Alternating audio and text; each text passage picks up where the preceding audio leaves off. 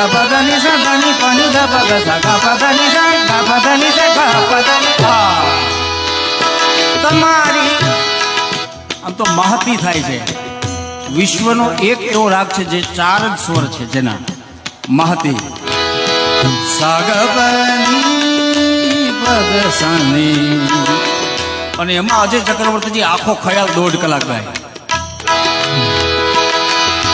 ગપની Sunny પગસની સાપની સાગપની સાપની સાગપ